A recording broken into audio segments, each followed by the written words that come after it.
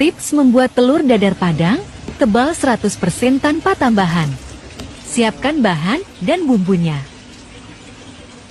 Masukkan semua bahan dan bumbu ke dalam mangkok kocok. Di sini aku bikin 6 porsi, jadi pakai 6 telur ya.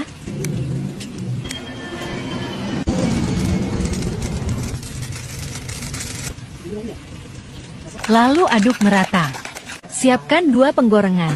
Isi minyak goreng dan panaskan maksimal.